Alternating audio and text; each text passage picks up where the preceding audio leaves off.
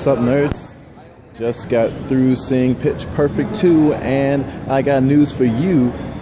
It's a pretty fun movie, if nothing else. I would actually say that seeing it in a theater is definitely an experience, but if you're a lover of music like I am, you might actually end up singing along to some of the tunes, which could piss off some of your theater patrons. So maybe it's better watching it at home. Or if you have your own home entertainment system, I'd love to come to your house. It might be weird to say, but it's kind of like the acapella Avengers.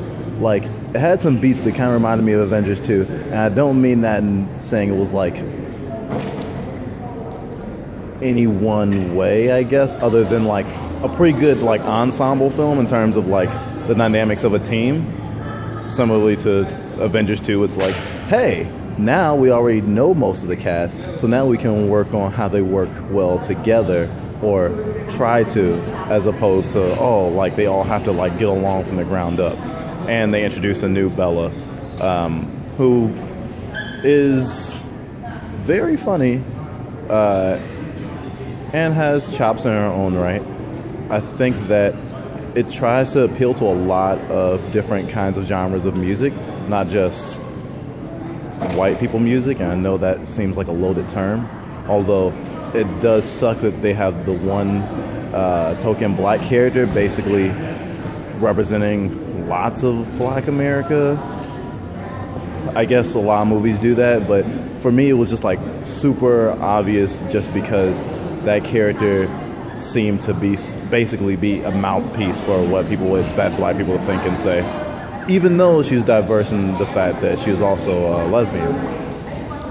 But the movie itself is actually a really fun ride, and I like some of the subtle uses of comedy to hint at the struggles of women equality and just equality in general. There's a character who almost anytime someone complains on the team, she's like, oh yeah, that reminded me of how hard my life was when someone tried to kill me or slit my throat, or I had to fake my own death and go to a different country. Like, she's like a refugee. Although, if you've seen the first one, you know exactly who I'm talking about, and you know that these are kind of the same beats. So, I guess if it's a genre, or if Pitch Perfect is a movie that you thought that you kind of be like, okay, I know kind of what this movie's about, I know how it's going to kind of function, I'm not really interested in that, I could probably say you're not going to find much other than what the first movie presented. But if you did like what the first movie presented, you're in for one heck of a ride. I definitely enjoyed the crap out of it. And I think if you like music at least a little bit, or at the very least a cappella, because when I was in college, I loved going to a cappella concerts, and this totally brought me back. I'd say you should definitely check it out. It's been out for a while. I think it came out May 31st. Don't quote me on that. But at the theater I'm seeing it at, it's going in like 2 days anyway. So I needed to get it out of the way just to make sure that I didn't let myself down. Because I actually did really want to see this movie. And it feels like a movie that I shouldn't like in certain ways because of like who I am and what the market is for certain movies. Like, you wouldn't be surprised to say I like Avengers. But you might be surprised to see that I did like Pitch Perfect 2, and I would love to see it again, actually, if I get a chance. Definitely funny as hell if you like the brand of comedy it presents. I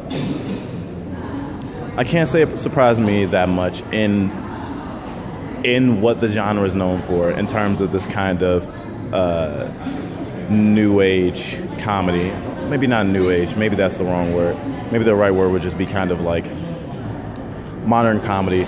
It's not super, super dirty, but there's plenty of sex jokes and stuff like that. And it's definitely a film that you're going to laugh and you might even quote a little bit. I hope you like this one, nerds, and I'll see you after the next movie.